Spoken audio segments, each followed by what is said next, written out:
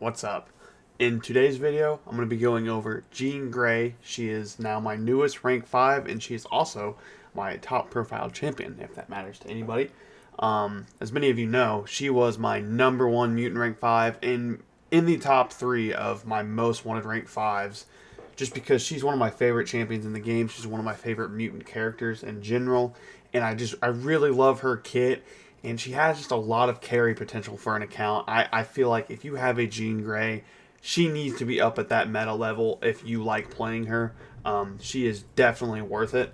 But that being said, we'll go over her abilities here. I want to mention one thing before we get into the abilities. It is storming really bad outside, so you might hear some of that randomly. Can't do anything about it. And number 2, I wanted to say we just hit 300 subscribers, which is insane. That might not sound like a lot, but a little bit of backstory here. I started streaming like a year ago around that, and then I was at like 60 subscribers, and we quickly jumped up to around 200 throughout those months, and then I quit because I just didn't like playing the game, and I was lazy. But here about a week ago, I started streaming and making videos consistently again, and we have grown from 240 to around 300 in like 5 days. That is absolutely absurd. I want to thank all of you guys for the love and support you guys show. These videos are getting a lot of views. I'm consistently around that 500 view mark, I feel like, and I can't thank you guys enough. And I hope we can keep growing and get this community out there.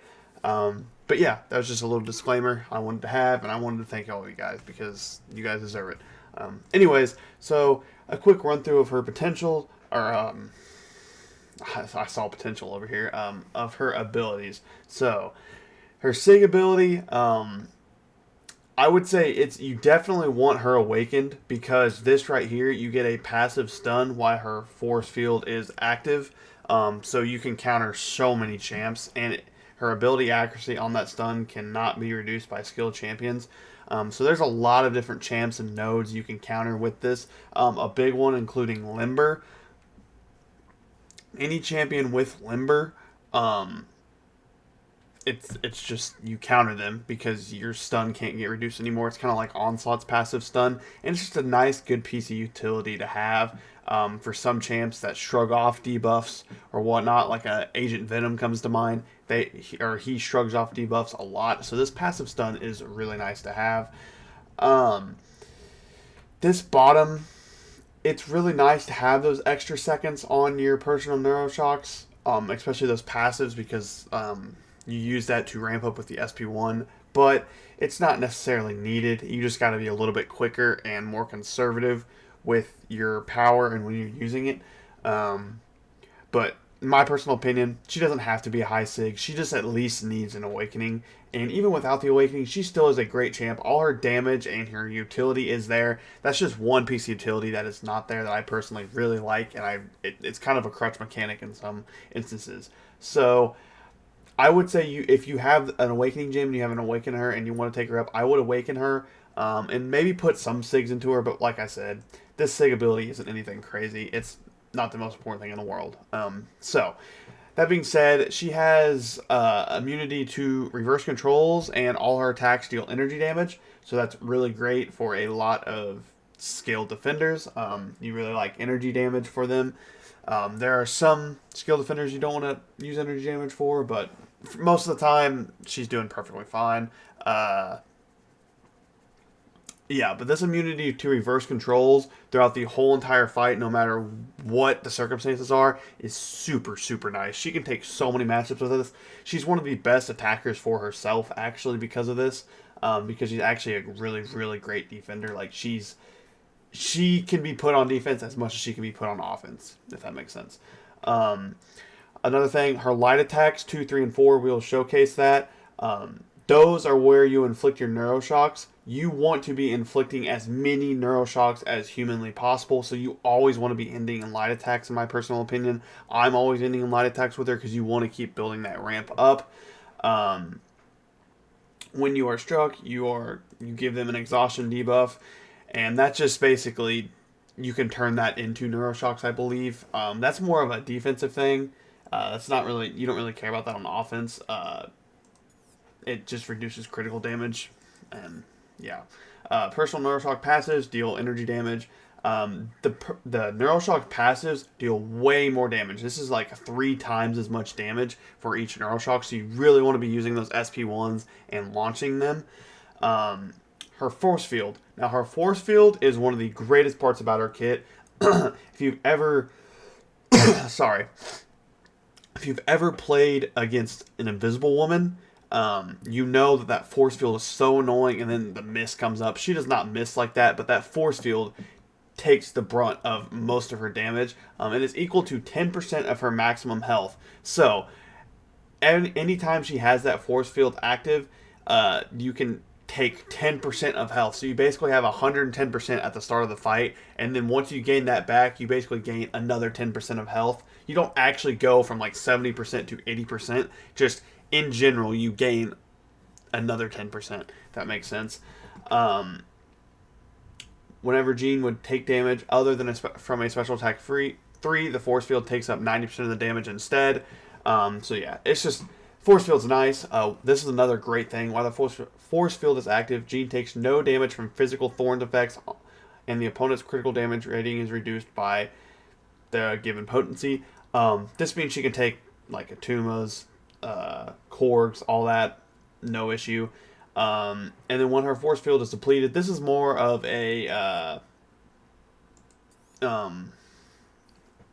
defender thing, because it puts a delirium, and when you're attacking and you have a delirium on you, you basically have reverse controls. That's what it means. So on attack, you really never feel this. But yeah, and then we get to the uncanny passives. These basically just make her special. Her special bars smaller, so 1 bar of power is actually like half a bar of power, and then 2 bars is like 1.5. It just kind of reduces her bars of power. We'll showcase that when you heavy attack, you convert Neuroshocks into those uncanny passives. And then this just kind of goes over her special attacks, her special ones, convert all debuffs or Neuroshocks into personal Neuroshock passives. And then her special 2 deals a burst of damage for each Neuroshock on the opponent. This scales a lot. 2,000 energy damage times 10 is 20,000. So that would be, you usually have, me personally, I usually have around 15 to 16, so that kind of scales. And it's each individual hit. I think there's 3 hits in the special 2. So yeah, it's a lot of damage. I'll show you. And then special 3, I don't ever use unless I accidentally go to special 3 bars of power. But yeah, you just inflict Neuroshocks for the remaining health of your force field. It's alright. I never use it. But yeah, that was a quick run through of her abilities. Probably didn't explain it the best, but you know, we'll get into the gameplay and show you. So I'm just going to start off with the normal Realm of Legends Winter Soldier. I'm just going to play her normal. Remember from the abilities, you want to end with light attacks. You want to get to about that 1.5 bars of power. You want to launch your special 1, and then you want to build more Neuroshock debuffs on them heavy into an SP2. So here's kind of what it looks like. Every single fight's around the same as long as you can put Neuroshocks on the opponent. This is kind of what I do. I just keep ending in lights.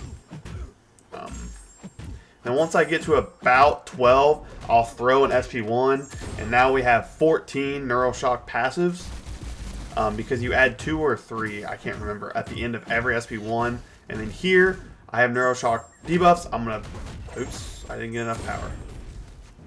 Well, we have 20 Neuroshocks. I did not get enough power, and now I'm getting hit. Now we can show our force field, how tanky we are. But we're going to build to an SP2, and then boom. Each hit there was 109k burst. That was me not playing well. I'll showcase it better in the next fight. That was me trying to talk and play. That was a 43-second fight, by the way. So this next fight, I'm just going to lock in and play and kind of show you the best rotation for her. Because me talking and playing, I'm not very good at it. I've never been good at it. If you watch the live streams, you know I suck at this. But yeah, here we go. End and light ending combos. Keep building up your power. Just keep going, ending these lights. And then one more. Convert them to Neuroshocks. We go ahead, we start building again.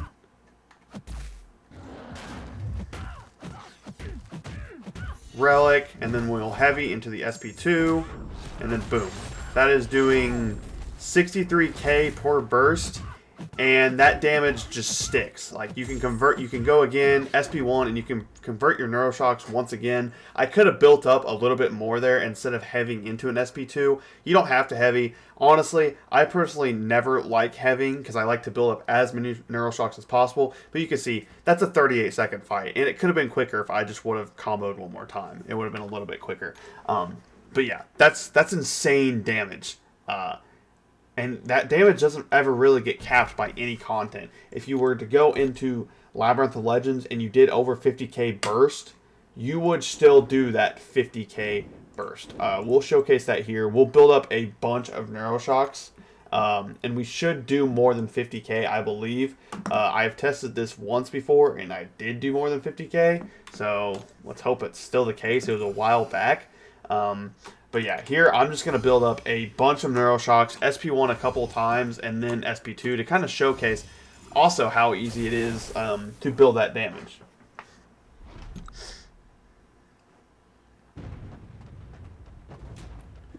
Alright, so once again, light ending combos. Also here we can showcase that she's immune to Limber, basically, because the stun's going to be the same the whole entire time. He needs to throw a special.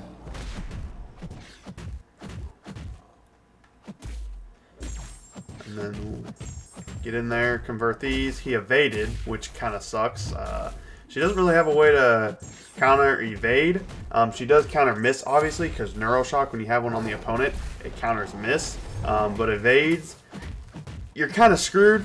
But that's like most champs in the game. You can't really counter evade. So we're going to go for one more SP1. Convert these. Now we have 33 Neuroshocks, and we're going to build some Neuroshocks on Hulk here. We're going to bait this special. Hopefully he throws. Heavy. Special 2. And then look at that. That's a 116k burst 3 times. That was almost a 400k special. And that was all that was 2 SP2s, or 2 SP1s into an SP2. That was really easy damage. And then you can just go right back to it. You can convert more and go right back into that damage. So honestly, I would say she's a pretty solid long-form content champ if you don't have anything else. Because that just showcases how tanky she is. She just took a whole SP2 to the face and she's still chilling. Now I need him to play ball with me a little bit more. I'm actually going to go ahead and go for one more SP1 just to be a little bit more safe that this SP2 kills. That SP2 probably could have killed, but I want to be a little bit safe here. And then we'll go ahead and heavy again. I cut on the SP2 there. I just didn't know if I had enough power. And then we will dash back, and then boom, he is dead. Yeah, that's just easy damage. She has that force field to tank damage if you mess up. That was a 1 minute and 51 second fight for, I don't remember how much health he has. He has a lot of health, though. And that's a pretty solid fight. And you can see how easy that was and how sustainable that damage was. But yeah, now I kind of want to showcase her defensive prowess here. Like I said earlier, she's one of the better defenders in the game if you don't have a counter. As of right now, the best counter in my opinion is Jack, because Jack counters. He's immune to reverse controls. He doesn't crit. You don't want to crit her. When you crit her, you get exhaustions and then you get Neuroshocks on you. You don't want to do that. And he just does a lot of quick damage, or good damage quick. So I'll just put her on... I'll just use, we'll go to a 6-star here. We'll just use, we'll use this Nimrod here. This is a rank 3, I believe, 6-star Nimrod. And we'll kind of just showcase how to fight her. Of course, Nimrod isn't immune to reverse controls, but he is really good for any mutant there is in the game. But yeah, we'll kind of showcase what she does on defense. Now here, she is going to apply a Delirium to me, so now I gotta be wary of that. We need her to get her, throw her special too. always be careful on the specials too, because she will randomly just make you reverse controlled. It's really hard to track, so I always like to block the first couple hits of the special just to make sure, because right there I got reverse controls on me. So yeah, I always like to block the first couple hits just to make sure. But here we go. We'll keep building up. We want to go ahead and let her throw this. Which she has her force field active, so I'm not going to be able to do much damage here. But I'm not really looking to kill her. I kind of just want to show... Oops, I accidentally dashed back. Now I'm going to have her dash in. And then boom, here we go. So, it's kind of how you want to fight her. This really isn't an equal matchup. Or equal ranked matchup. But I will try to build back an SP2. And I'm kind of messing up this fight. Also, don't get hit by an SP1 because you get punished. And I didn't get it. But that kind of showcases her defensive prowess. She's really, really great on defense, especially if you don't have counter. An equal rank Nimrod, like in Battlegrounds, I use my rank 4 Nimrod, and I destroy her all the time. You just got to be careful about those reverse controls, and you also got to be careful about those neuroshocks. If you get hit at all, you basically get a neuroshock on you, and it ticks forever. Those neuroshocks last literally the rest of your health bar. You are neuroshocked. But yeah, I'm going to go ahead and end it here. That was just a quick showcase on our rank 5 showcase on my Jean Grey. I showed her damage, showed her on defense, talked about her abilities. Let me know if you want more of Jean Grey or more of Hulkling. There's really limited spots I can test them. I can take them into story content, but I don't have the CCP map, so I can't test them on meta defenders or anything like that. I really want to unlock the CCP map so I can, because that would make these showcases way more enjoyable to watch. I know I would enjoy watching them more. But yeah, I'm going to end it here. I'll catch you guys in the next showcase. Peace.